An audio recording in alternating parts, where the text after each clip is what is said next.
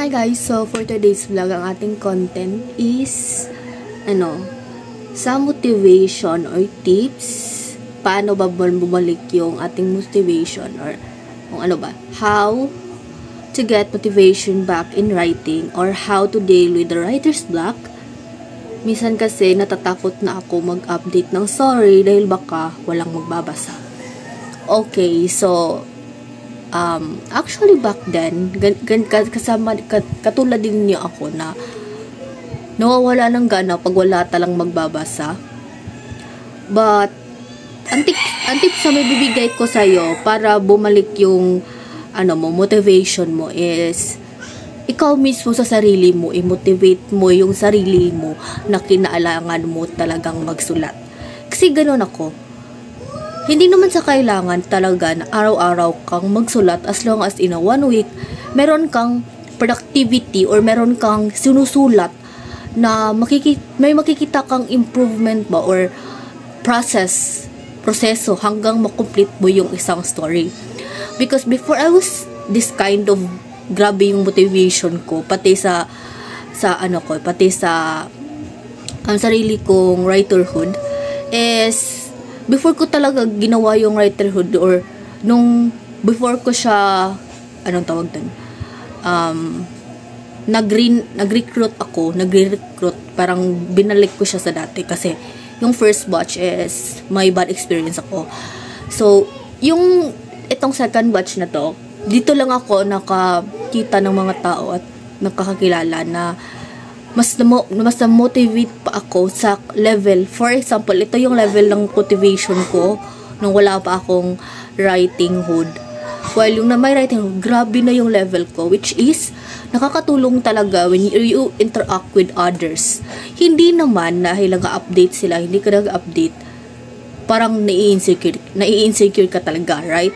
We feel that way. But if you motivate yourself to write and you are dedicated na magsulat talaga kahit isang chapter lang or 500 words a day, it is already a motivation and it's already a proseso yan para makapagtapos ka ng isang chapter, makag-update ka ng isang chapter. Kasi as a writer, kung hindi tayo mismo sa sarili natin yung nagmamotivate sa sarili natin na parang minsan pinipilit natin sarili magsulat, wala tayong magagawa kasi para kasing para kasing pinapanigan mo na yung pagiging unmotivated mo na person or parang pinapanigan mo na yung pagiging tamad mo. And because of that, wala tayong makikitang process o at magiging achievement man lang pag natapos na natin yung story natin. Because for me, when I start writing story, sobrang hirapan talaga ako. But right now na atong story na ganun, parang nakapag-adjust na ako. But then, kahit wala talagang reader, as a writer, talagang nakaka-disappointed to the zero level talaga na gusto mo nang himinto. But kung iisipin mo, sa haba-haba ng ilang taon or nakapag-complete ka na ba or may nasulat ka na, yun lang talaga yung rason para huminto ka. And dahil doon, masasabi mo talaga sa sarili mo, you need to motivate yourself. Kasi kung hindi mo kayang i-motivate ang sarili mo, wala kang magagawa at wala ka talagang makikitang outcome. Ako kasi before, hindi talaga ako ganun nga ka-goal-oriented. Pero dahil din sa mga kanang kaibigan ko na sobrang grabe sa din ang motivation nila, yung dedication nila magsulat araw-araw, kung kaya, go lang talaga. At talagang kung may interaction ka kasi sa ibang writer, you have this overwhelm at parang nagiging magiging may gana ka nang magsulat. So ganun. How to deal the writer's block? Eto, of course, writer's block. When we talk about writer's block, na-experience ko na din yan. At before ko talaga matapos yung The Last Warrior of the Rising Sun, almost 3 weeks akong hindi nagsulat. hindi nagsulat kasi parang hindi ko na siya kayang i-continue. But if we experience that kind of writer block na talagang hindi na talaga natin alam na ano yung next chapter. Ako kasi, during I was writing the Last Rising Sun, nakalahati na ako, malapit na ako sa finish line, malapit na makomplete. But during that time, kahit may outline per chapter, hindi ko talaga kayang magsulat ng kahit isang word. Kaya nga yung ginawa ko, huminto ako. Tas yung GC ko, yung sila yung, ate, bakit na ka rin-update? Hindi ka rin nagkikasabay, ganun. So, ang ginawa ko, bumalik ako, nag-try ako, paunti-unti, nagsulat, hanggang bumalik na talaga yung sipag ko. Kasi minsan, we will encounter na talagang tatamarin ka, ayaw mo lang talagang mag-type, pero kung ikaw mismo, dedicated ka na magsulat, kahit konting word count lang, hanggang maging isang chapter o may ma-post ka na. So, sa 1 week, for example, i-goal mo. 1 week, mag-update ka ng 3 beses o 3 beses lang. We have 7 days, 3 beses lang. For example, busy ka. As long as may time ka lang na konting time, kahit example, vacant nyo, gano'n, magte-type ka lang dyan. Kahit konting word count, hanggang rarami na yan. That's the only matter. Yan lang talaga yung importante. Kasi, pag marami na yun, 1,000 word ka na, na. Makapag-upload ka na. So, ganun lang talaga. I-motivate mo lang talaga yung sarili mo. Kasi, in the writing industry, based on my observation, kung talagang pinapairal talaga natin yung wala talaga tayong motivation, tamad tayo, or mga ganong klase ba, yung na-discourage agad tayo kahit wala tayong readers. Actually, lahat ng mga famous writer, nagkawalang readers din sila. So, dapat i-most motivated natin yung sarili natin na magsulat kahit wala talagang readers. Kasi, katulad ng palagi sinasabi ng mga writer, ng mga famous writer na pag sayo mo na, trono mo na sumikat, sisikat ka. Yun lang talaga i-keep natin sa mind natin. Padayon lang talaga tayo. We keep on writing kahit walang readers. But you have your writer friends. You can interact with each other.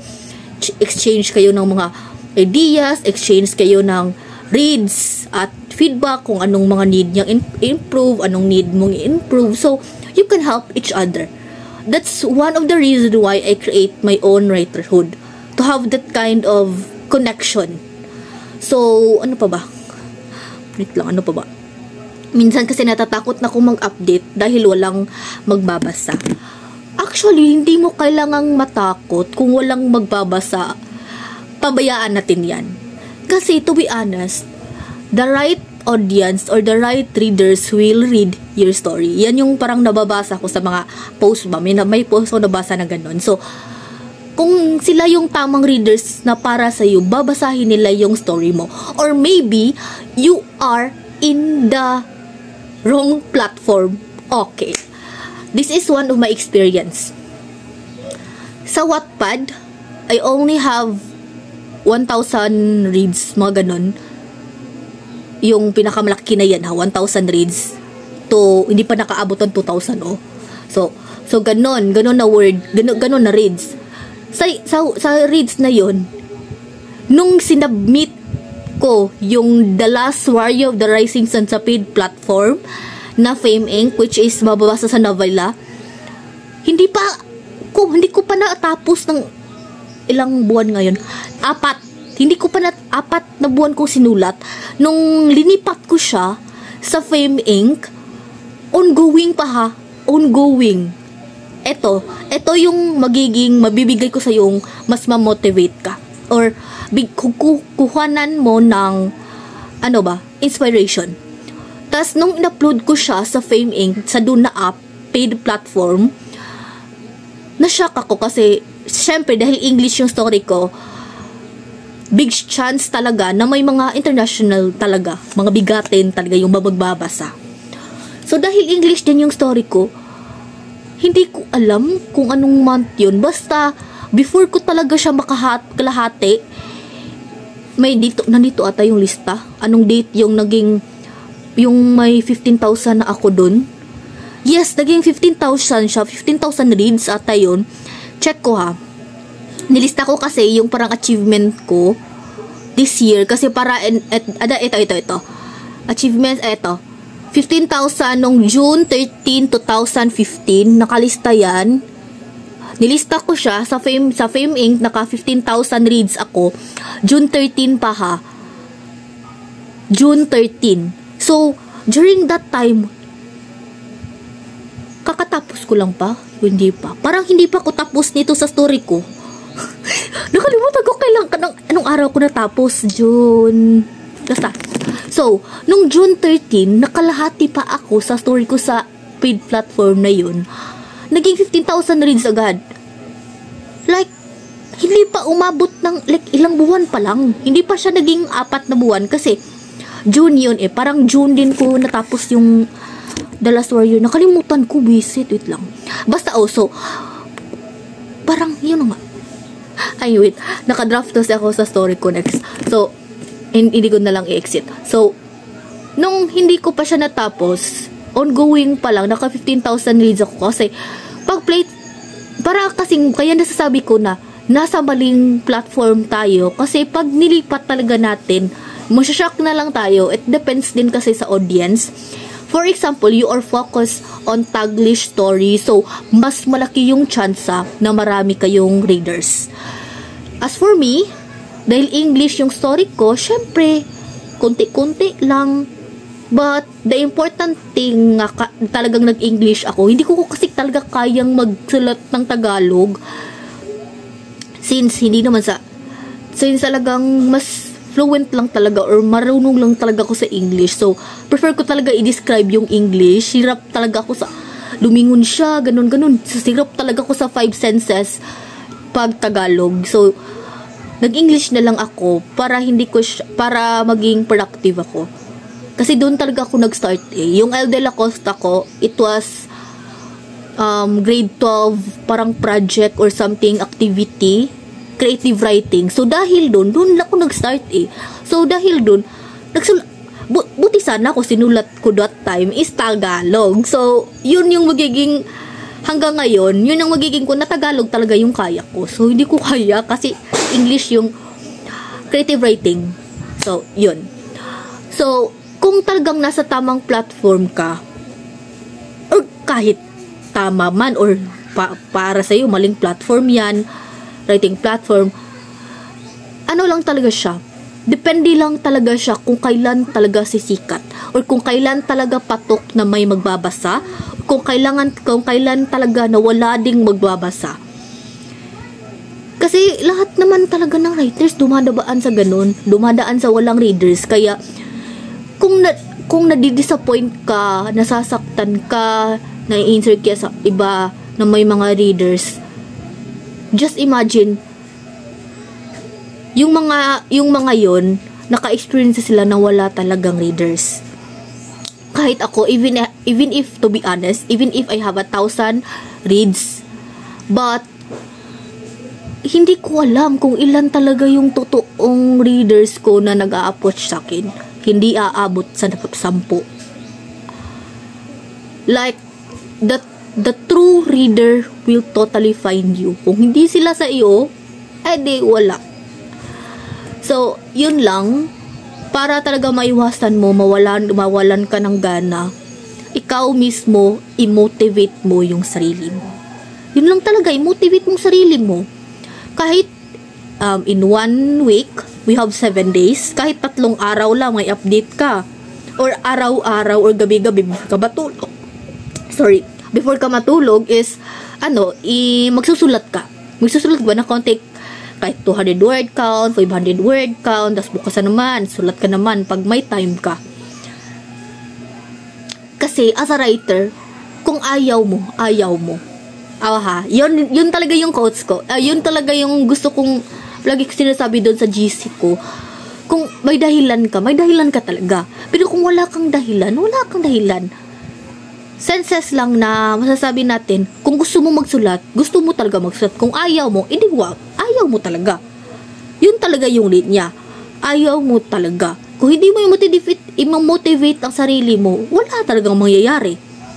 Walang makikitang outcome, walang makikitang achievement. Kasi kahit nga lang, unti-unti kang magsusulat sa story mo, at least, napaproud ka ba? Yung patagal ka hanggang makakomplete ka ng story, makikita mo yung effort na ginugol mo at yung grabe yung productivity mo, or kahit konti lang, kahit minsan ka lang magsulat, as long as nagsulat ka, yun ang importante. Huwag kang mag-base kung may readers ka. Huwag kang sa tawag ito, huwag mo isipin kung pag na-post mo na, papatok agad, or may reads agad. Kasi nakadepende kasi yan. And if you have a supportive writer friends that can help you grow and motivated yourself more, then nasa tamang circle of friends ka. That's really one of the reason why I created my own writerhood. To help each other grow, and then para din ba sila mismo sa sarili na yung pagiging tamad nila, katulad ko, minsan tamad din ako, pagiging tamad nila, mamotivate sila pag nakatapos sila ng story. So, ma-advise ko lang sa'yo, kung may time ka lang talaga, na kahit konting time na wala kang ginagawa, kumuha ka ng cellphone mo at mag-type ka. Kahit gaano kaliit o kalaki yung itatype mo araw-araw, at talagang hanggang maging isang chapter na siya, yun na yun. Just continue do it, at makikita mo yung process at proseso. Makikita mo yung proseso at yung productivity na hala, nakatapos ako ng 3 story, or hala, nakatapos ako ng 2 chapter ng isang araw. So, ikaw mismo, nakita mo na yung motivation na hinahanap mo.